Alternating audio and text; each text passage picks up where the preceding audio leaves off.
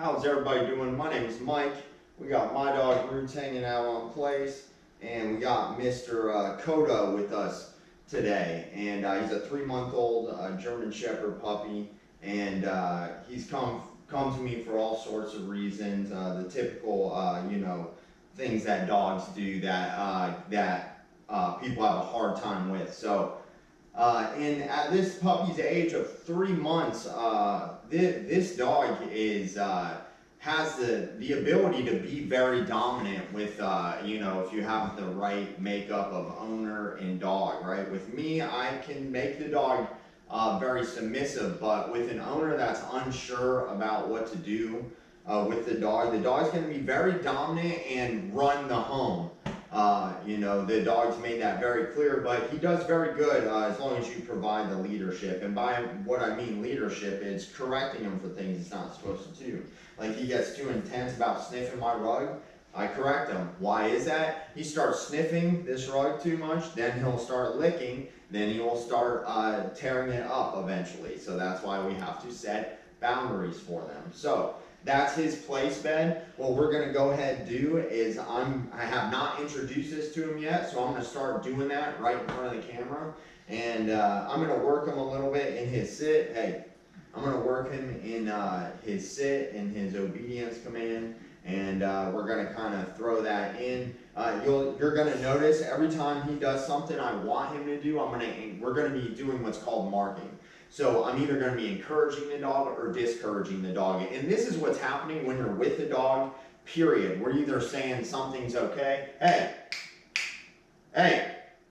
We either are saying something's okay just like that. My dog's licking too much. I got to say something to him. Hey, I got to say something to him to get him to stop, right? And because he'll just keep doing that if not. So we got to set the boundary for him. So when you're with the dog, you're either saying, if you're not saying no, sometimes you're saying yes. So the way we decipher for the dog is if they do something we want to encourage, we say good boy. If they do something we want to discourage, we say no, give a correction, then direction. The correction in this scenario is going to be a tug on the leash.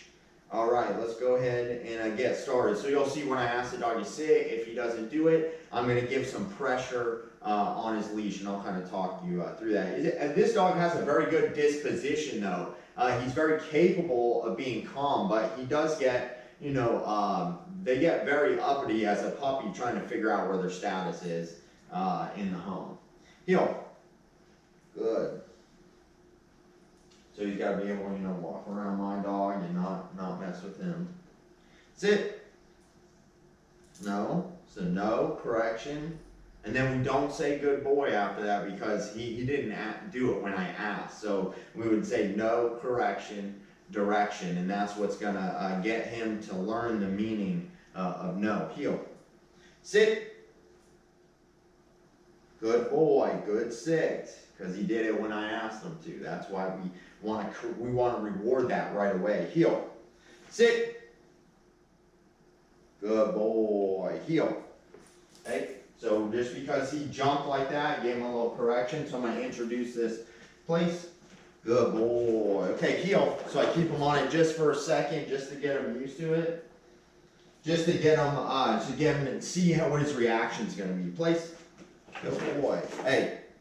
See, he plays around, so his reaction was excitement. That's why I corrected him, and you snap him out of that moment of intensity. Heel. Good boy. See, he gets a little excited because he's jumping on and off an object. It's kind of like agility for them. Sit. Good boy. Good. Place. Good. Hey. So give a little correction. He's excited. It's normal for dogs to be excited about things when they first see them. The big deal is a lot of people try to introduce something like this place, to their dog, and they don't even have a leash on the dog, so they have no way that they could possibly ever correct the dog effectively. So you have to use a leash, and that's what gives me the ability to calm his mind down once he gets on place. Good. Good place, good boy. I want to let him know now that he's sitting calmly for me on the bed. That's what I want. So I pet him. If he does, good boy, because he laid down. Good boy, good place. That's what we want when he goes to play. So this is how I encourage the dog on time and effectively to get that same behavior again. Heel. Good boy. Good job, buddy. Heel. Sit. Good. Place. Good boy. Good boy. Good place. Good. And it's good that he doesn't try to dart right off a place right away. And that's one of the reasons I let them off at first. I let them get right off is because you don't want them to feel like you're trapping them there, because instantly they're going to want to get off when you're trying to make them do something like that. That's why I let them get on, get off, you know, and make them feel comfortable. Heel. Good job, buddy. Good boy. Sit. Good boy, good job. And as you see, if you work with the dog, you know, as you go, you're going to be able to reward the dog more and more. You have to have a plan for the dog. It has to be effective. Your corrections have to be effective, and your timing. Good boy. I'm actually going to stop right here, because with puppies, you want to keep it real short. Good boy. Good job. Good sit. Heel. I was tickling them. Sit. Good boy. Place. So with a puppy, nope. Okay, correct him for jumping around. Hey, so correct him for jumping around here. Good boy. Correct him for jumping around. Actually, I shouldn't have said that, because he was just messing around. Hey, place. He was just messing around. So the way he was jumping here, and then the way he tried to get off the bed right here. Hey, he's trying to chew on something.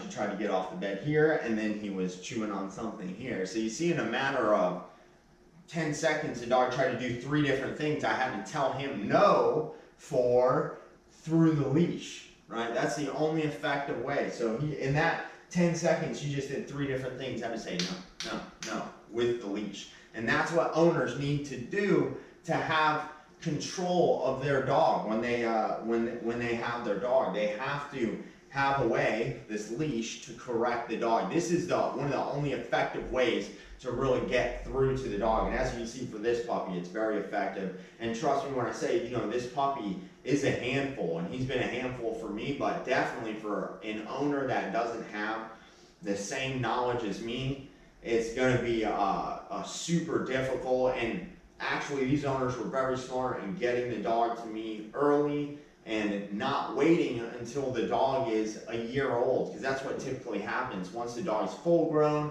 and an adolescent, that's when people give the dogs away to shelters, or, you know, they try to look for training as well. But at that time, it's not too late, but then it makes it much harder for me.